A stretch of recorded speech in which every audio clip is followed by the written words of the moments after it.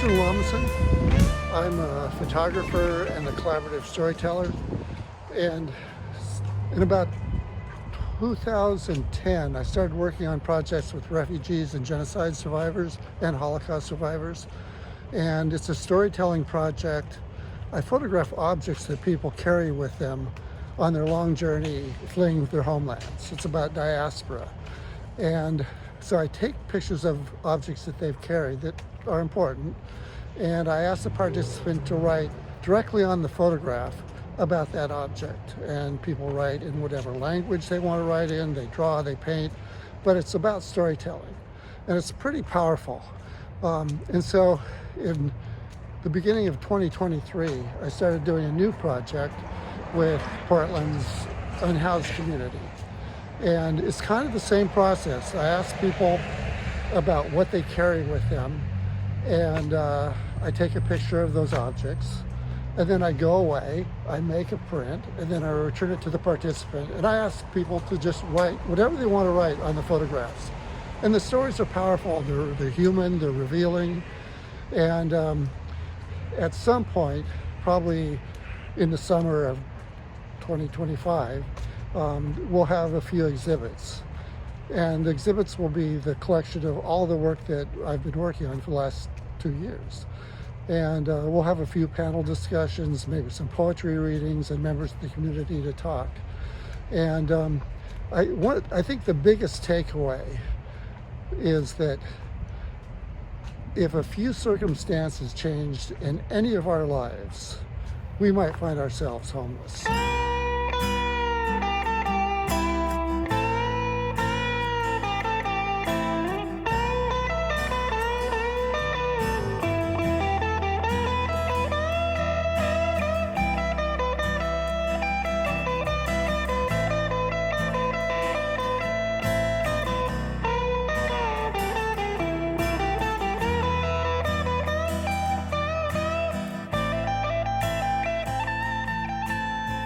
So this is the story from Bear. It says, "Hello, I'm Bear. I'm a Nova Scotia duck-tolling retriever. I'm also my mama's service dog in training. I'm a year old now, and I have many fans now. I have many fans in both Vancouver, Washington, and Portland, Oregon. I follow my mama and papa around all over Washington as I make sure my mama is able to stay calm and sit down when she gets her dizzy spells. My mama is from Flint, Michigan, and she goes by the name of Maya or Fox. My daddy is from Vancouver, Washington, and he goes by the name of Joe or Joey Two-Tones. They met before I was born at the Recovery Cafe in 2017, and they became close friends until my mama's ex-boyfriend raped and then threw a glass mason jar at her head on her birthday. That's what drove my mama to attempt suicide. My daddy stopped her and they started their lives together. Mama's ex-boyfriend threatened her and daddy's life, and that's what started their homeless cycle due to clearing their names. My daddy found me for mama on Craigslist, and since then, me and my mama are rarely separated. We currently sleep in a van, and I get to be near mama while daddy works. Then me and mama writes her fictional story about a dystopian world where I let her pick up the pen, and when I let her pick up the pen and sheet of paper. Good news though. Daddy is paying for a motorhome and a spot for it in an RV park, so the homeless cycle will end soon. That and my mama and daddy will be getting officially married soon. I've seen daddy looking at rings, and they're talking about this year. I'm so excited. Tail wags. Mama and daddy are happy. Yay! So this is a little message that I wrote for a lot of the people suffering with drug and alcohol issues out here on the streets. This is Bear's daddy. I struggled with drug addiction for 12 years. I've been sober now for 14 years. It was hard, but with good people and a great wife, you too can succeed. It will not be easy, but you too can have a good life. We love all of you and wish you all a happy and successful life. I hope this message serves you well on your road to success. God bless. This is Bear's mama. I have fought homelessness for over 11 years now, and many of it is due to job loss. As you read through Bear's story and Bear's writing, it is easy. Life is not easy, but it is livable, even through depression. Stay strong, you got this. Keep on keeping on.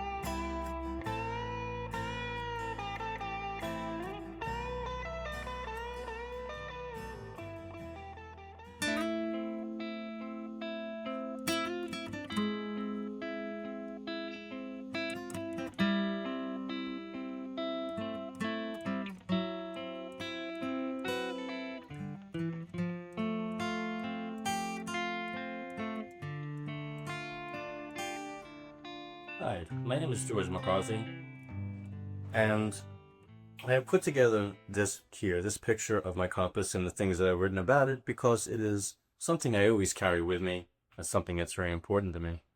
More than pretty much anything, I always make sure I have it. I wanted to write something about it, but I couldn't think of one thing, so I wrote 5 short paragraphs to describe reasons why I carry it with me. I think of my grandfather, who gave me my first compass, and how I have a piece of him when I carry one. I am reminded of the importance of direction, as well as having a means of finding it. I love simple machines that I can understand and make my life easier. It's a part of my history and my childhood, one of the reasons I carry this tradition. It deconstructs direction in my terrestrial and places it in my hand so I can understand. These are among the reasons why I carry it, why I had it with me my whole life, and why it's just important to have it, even when I don't need to use it all the time. It's reassuring having it, and I can't explain it. I know it's there if I need it, and it's something less to worry about, and something that's just a part of what I carry and what I have.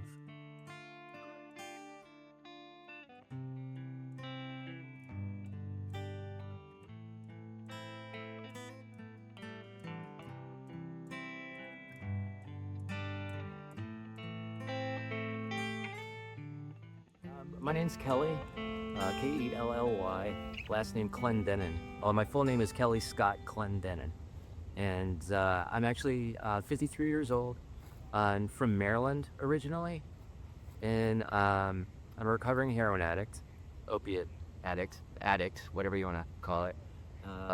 And I spent 20 years of my life struggling and grappling with heroin addiction. And eventually I had drifted out to the West Coast in 2012. Between 2012 and 2015, I was on the streets of Seattle, and I wound up down here in Portland.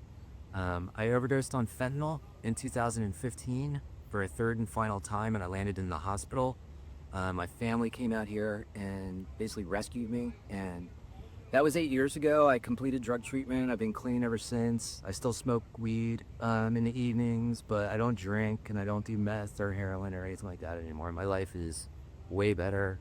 I graduated from Portland State University last year in 2023 as a history major, the BS in history at PSU. And currently I'm living in Northwest Portland. I'm going to grad school at the University of Oregon's Portland campus, but we're at Cascadia, used to be in Northeast. And yeah, I live in Northwest, and my life is changed by leaps and bounds. And today I'm just really into giving back to the same community that helped me when I was struggling.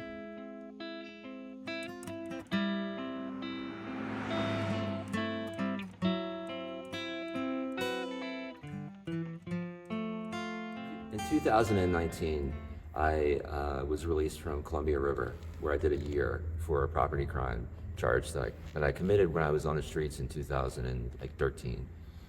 So I had to go to prison in Columbia River. And then, so in 2019, in the winter of 2019, around this time actually, in November of 2019, I was released to the streets. And I had to go through a program called Bridges of Change, a work release program, and then a halfway house called Bridges of Change.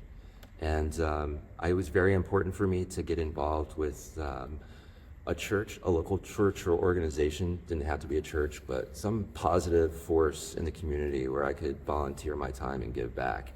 And so I found First Unitarian Church in 2019, and I began doing homeless outreach on the streets, just really basic stuff, handing out water, that sort of thing. And I was in college and at PSU, and I was in my senior year at PSU in 2023. And I had to pick a project for my senior capstone. And someone told me about a woman named Dana Buell at First Unitarian who also had time to give to a project. She was looking to implement a new project, helping the homeless at First Unitarian.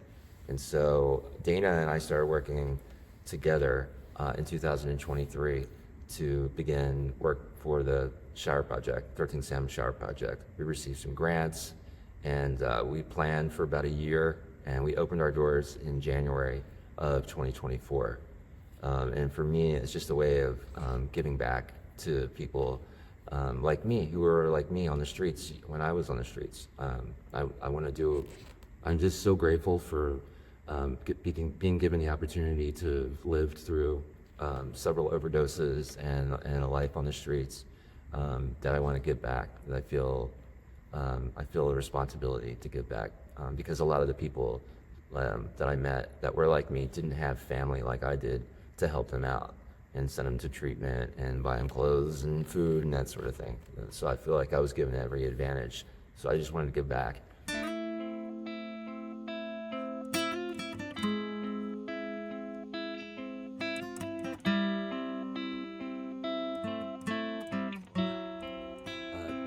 Having this necklace is hugely important to me. It's very significant.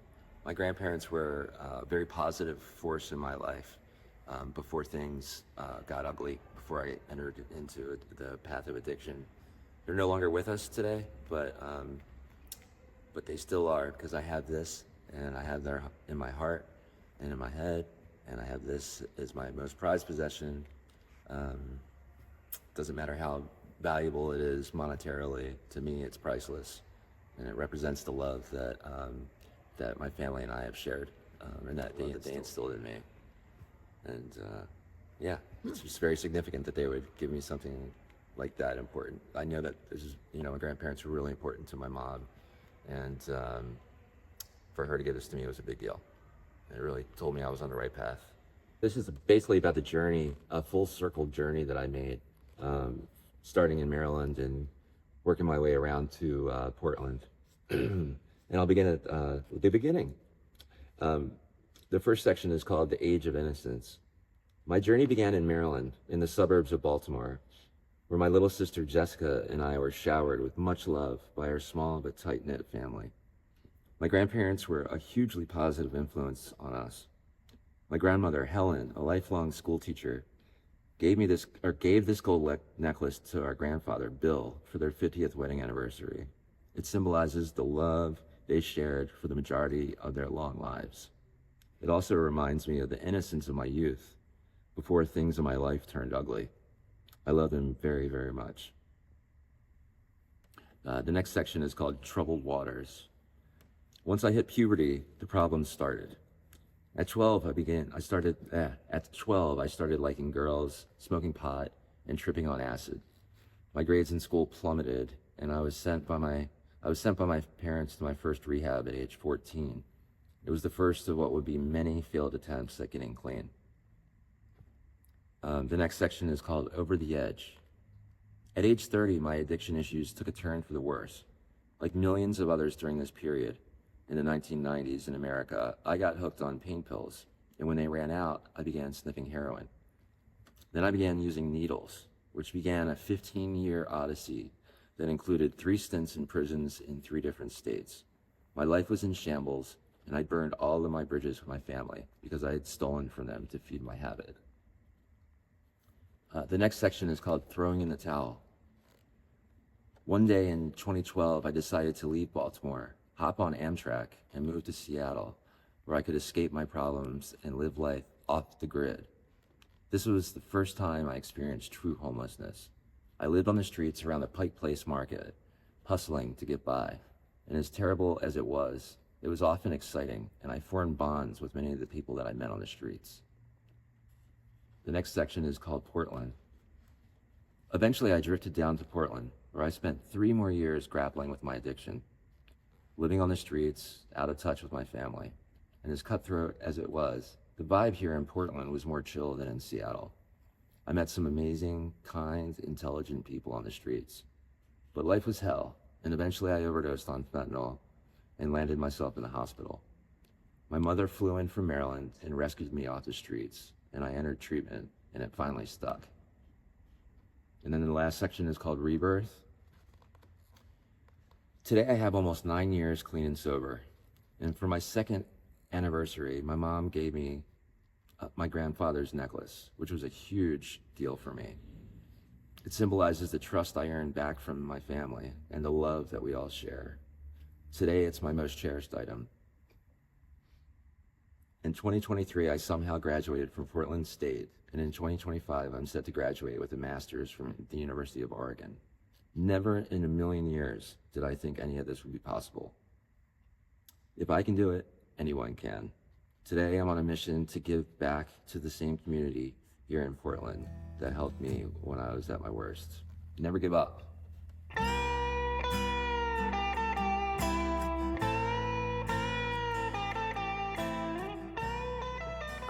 I'm in my last year of grad school at the University of Oregon. I'm a multimedia journalism major, and so for my terminal project, or what we call on the East Coast a thesis, I decided that I wanted to go to Grants Pass because there was a huge Supreme Court decision this past year that was handed down in June and about the Eighth Amendment and what's considered cruel and unusual punishment. Is it should it be okay for the city to push people out that are camping out in their public parks without providing them with any other shelter space or any beds anywhere else?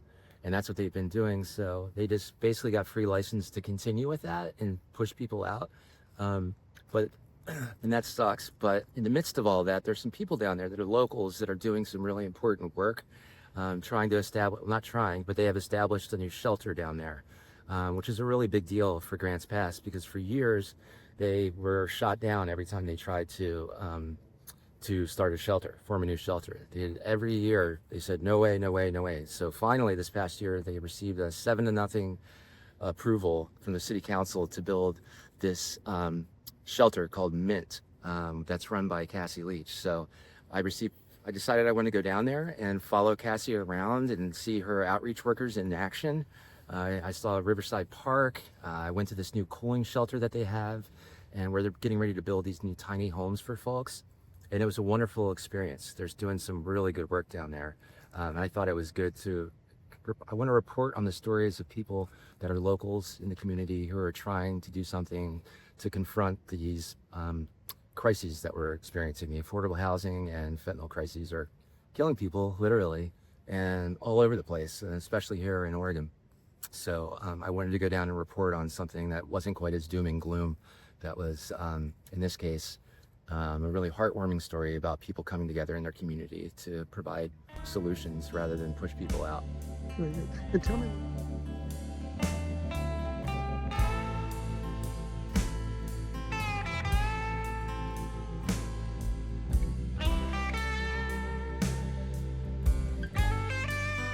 I'm from New York originally. I came out west about 10 years ago.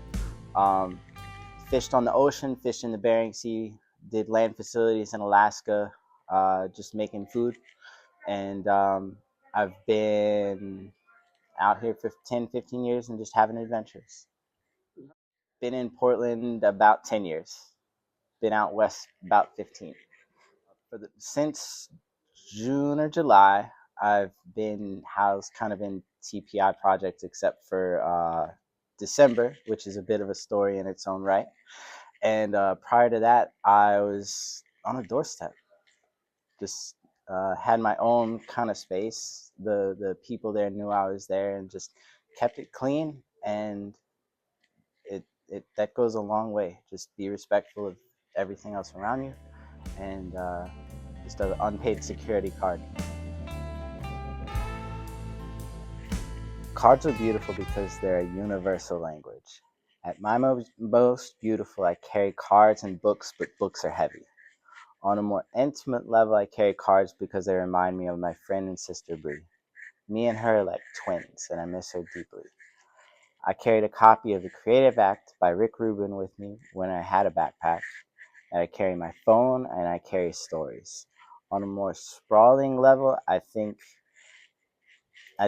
me and everybody else in the universe carries stories inside them, and it's each individual's life, work, and privilege to tell their stories and explore the universes outside and inside themselves. I used to play cards, and I'll play cards again tomorrow night.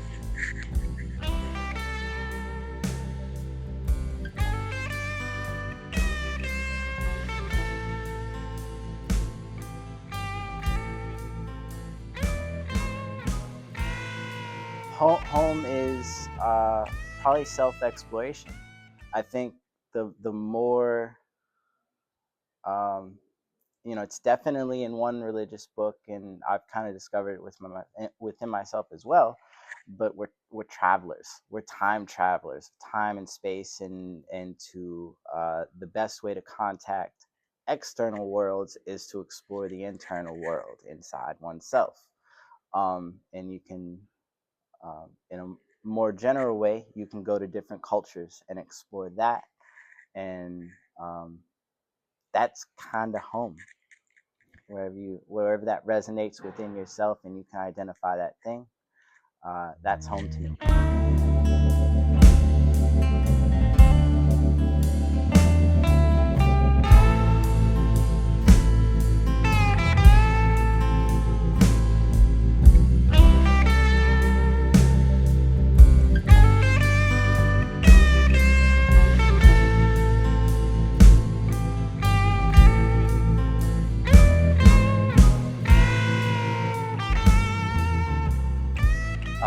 When I first came here 12 years ago and started sleeping outside this colonnade with some acquaintances and friends that were the remnants of the Occupy Portland movement, we come inside and learn that this building and the county commission building across the street have sort of a shared powerlessness, except they can spend money. And I've seen different budget reports and reviews of budgets and analysis, and amounts of money grow, but I haven't seen a matching growth in solutions for the people I see and eat with at Blanchet House and other places. And I think part of that is because as citizens, we have so much going on in our lives that we don't really have enough awareness of what's going on and not going on with these two power structures, the city, the county, that are supposedly spending our money to help on our behalf. Quite an experience with ups and downs, being a fellow neighbor with homeless people and sleeping outside. A lot of times we hear the phrasing that you too could be the next homeless person if you just have a little financial glitch.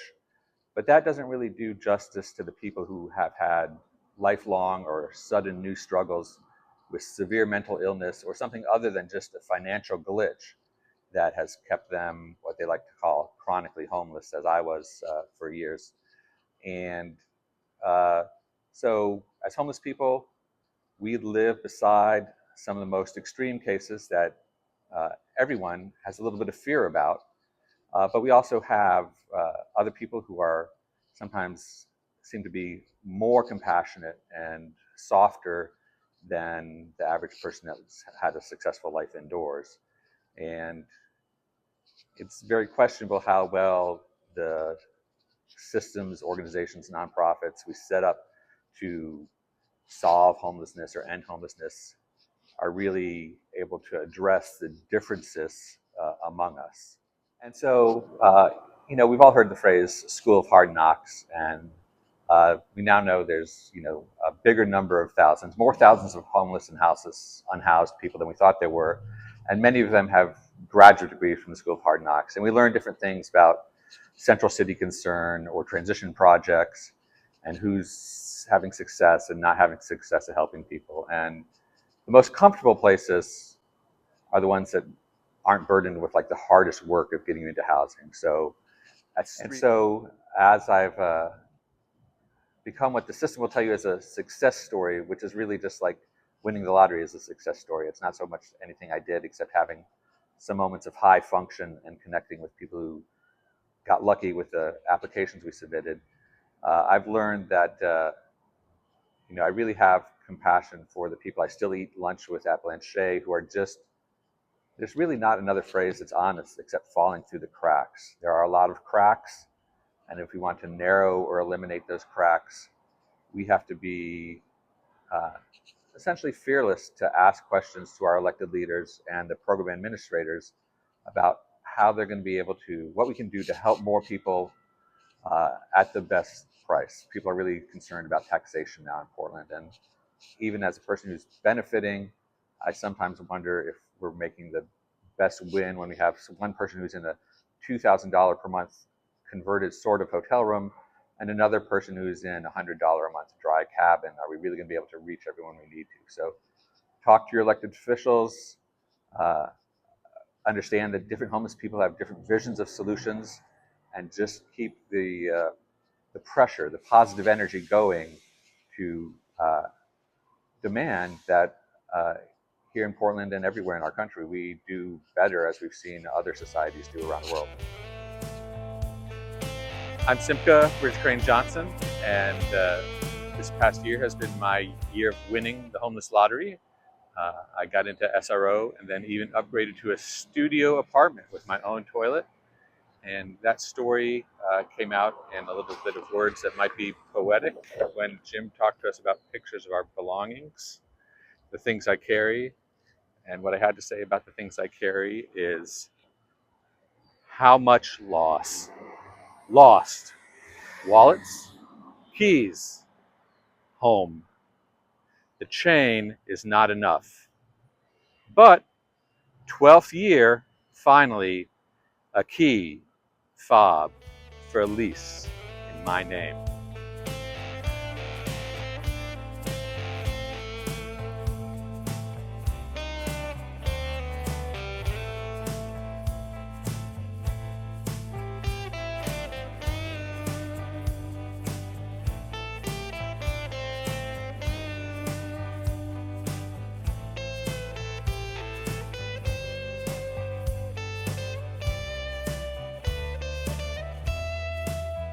The cutting board is something that I've held on to for the last, forever. But the importance of it really was in the last 8 years. I was houseless, homeless, and even though I gave away everything I owned, I literally left my life on the streets of Portland, here, there, and everywhere. I held on to a few things that were sacred and really personal to me. A few pictures, some knickknacks, and the cutting board. And no matter where I lived while I was homeless, the cutting board was always packed away. And I needed it to stay safe, and I needed it to not be stolen or set on fire or just whatever, things that befall people when they live without walls. But I never wanted to live my life like a homeless person. I never wanted to have this idea of prescribing myself to this lifestyle. I always lived as though I just lived off grid. I lived in a large tent. I had a couch. I had a bed. I had knickknacks displayed. I had my cutting board out at that time, so I could use it to cut on. And I cooked my meals still. I prepared food. I mean, I lived as though I lived inside, just outside. Again, living off grid, not being technically homeless. But when I lost my husband 2 years ago, I realized that all the safety that I had been afforded as a woman being homeless was gone, and it became apparent to me that I really needed to seek housing on a serious level. One of the outreach workers had told me that Section 8 was going to open their program back up with 2,000 recipients and that I should, sign up for it. So I did. And I actually won one of the 2,000 slots. I was awarded my letter, and Instead of having to wait years to use the letter, like some people do, I was fast tracked and afforded the letter quickly. So from the time that I was awarded to the time that I got housing was 3 months. I did the work myself to find the place, to secure the deals, to come up with deposits, and I'm proud of me for all that. And I'm proud to say that my cutting board now hangs on the wall in my kitchen again.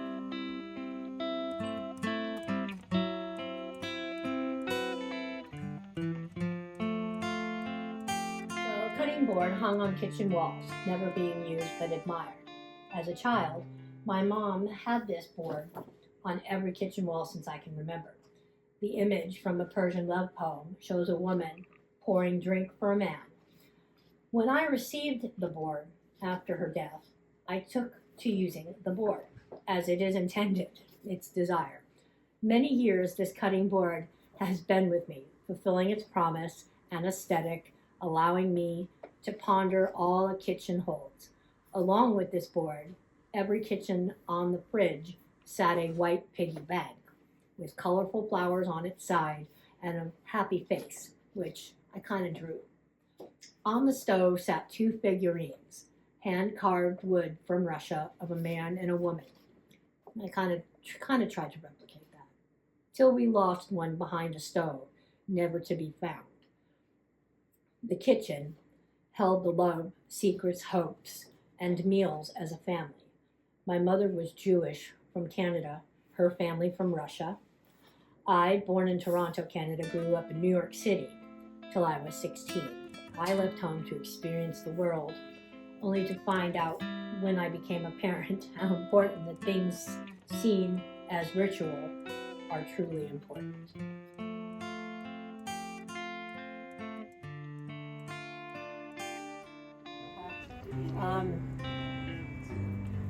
As with every place I've ever lived, I've always had a garden. This is no exception.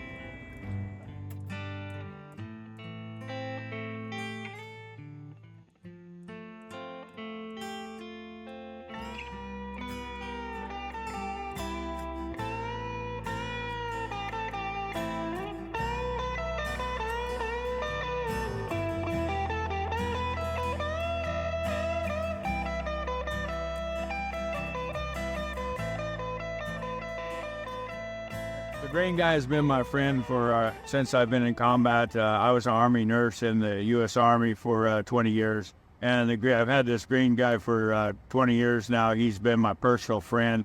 When I see battle scars on the battlefield and trauma and wounds from soldiers, I turn to my friend here while I can hold on to him and gain insight into my life and help me be able to be stronger and be able to take care of the soldiers that are injured and everything. The Green Monster also helps me be part of stronger confidence in myself, where I'm able to squeeze him and gain strength. It helps me with my PTSD, helps me be able to work with my bipolar. Out in the street routes, I always have him with me every day because he shows me that we can get out here and sell papers, when I'm discouraged. When people don't buy the paper, he always provides a smile on his face, and that brings joy to my heart.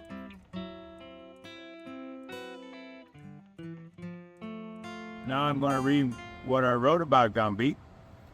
This is the great friend who I have in combat and peace.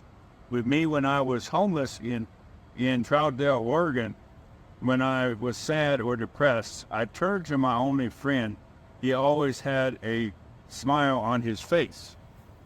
My green friend served 2 tours in Iraq and 1 in Afghanistan as an Army nurse for the country. The stuffed animal serves multiple purposes. He waves at me when I am sad or depressed or just having a bad day or lonely. I love the red eyes on his face. He is so much full of positive energy. He is with me when I sell street route papers. Hello, my green friend. You are a special keepsake in my life. I wish I could share him with somebody, but I keep it yours, mine forever. Green symbolizes peace. I try to develop peace in my life and share an abundance of joy in all I do. I am so grateful what my higher power has given me.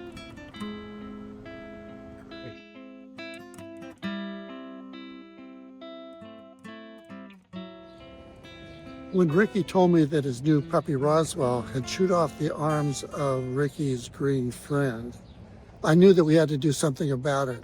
And so I went on eBay and I found another Gumby. And I ordered it, and then I contacted textile artist Bonnie Meltzer, told her the situation. She was up for the task, and she did some repairs. Hi, I'm Bonnie Meltzer, and I have this wonderful project. I'm a fiber artist and sculptor, and I need to repair this Gumby for Ricky Wagner. And this is his very special Gumby that has been with him, and I'm going to take the arms of this new Gumby and replace them. He's going to have a little surgery. But I am also an expert in visible mending, which means the stitches show, so they can be quite decorative or just visible in a subtle way. So I'm going to take the arms off of this Gumby and put him on this very favorite one, and everybody's going to be happy, and I'm going to have a good time doing it.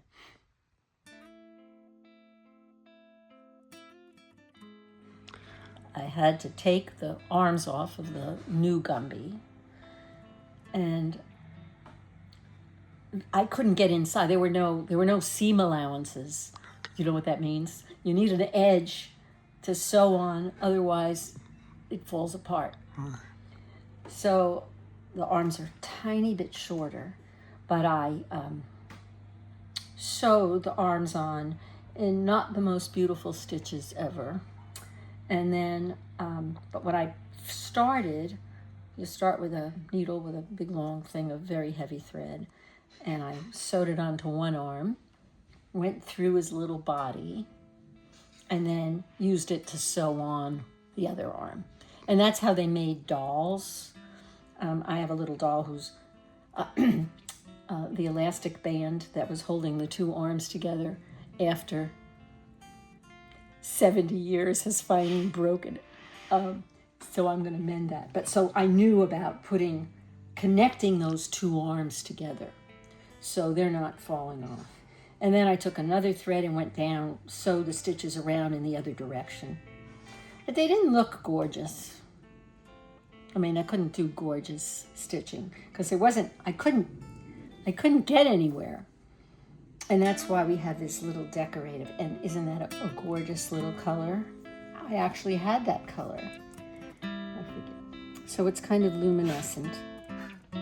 And this is a paint that is actually used as a glue.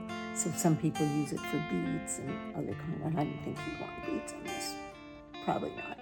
Anyway, so it has a little, and I also, this was on top there, and I don't know if that's something he wants or not, but I thought it was actually, can you see it? It's kind of cute. Yeah.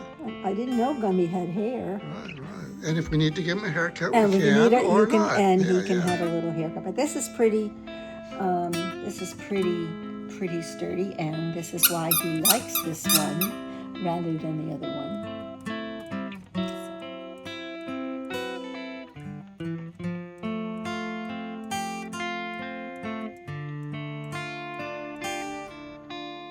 I'm Ricky Wagner, and I want to thank Bonnie Meltzer for helping me get my Gumby back to the working order again. He was chewed off by my dog Roswell, and I just thankful for all you do, Bonnie, in helping me get things back to normal. He was with me in Afghanistan, and thank you for all you do, and most great.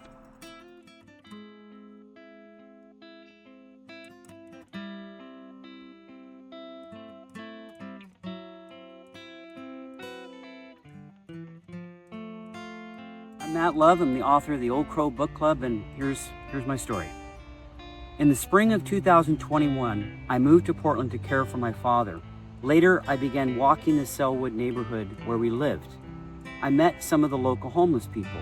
One of them was Mark, a man in his late 50s, and we became friends, bonding over our mutual love of books. In all my years, I have never met a more prodigious reader or astute commentator on literature.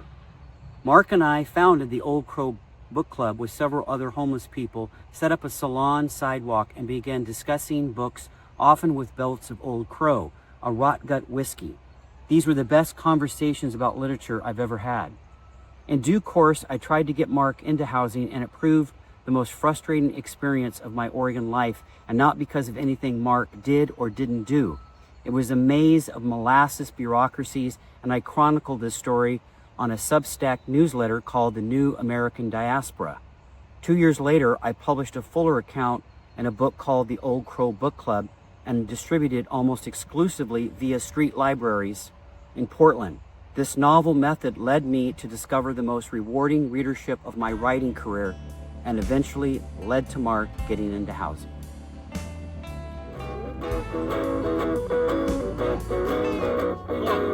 Now we're talking.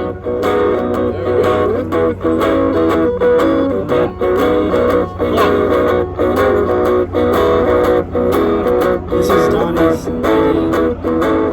It's just like, play that one.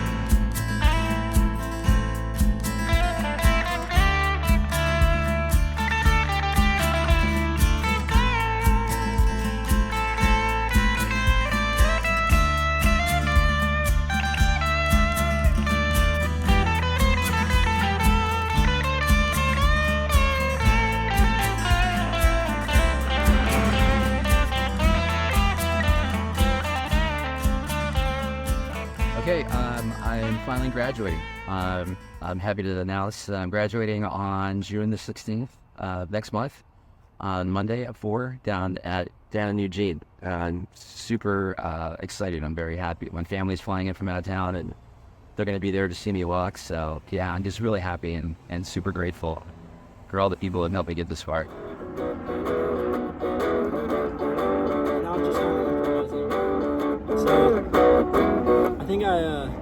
I gotta tell you guys. I didn't go to my guitar lesson this morning, so social interruption. What is this?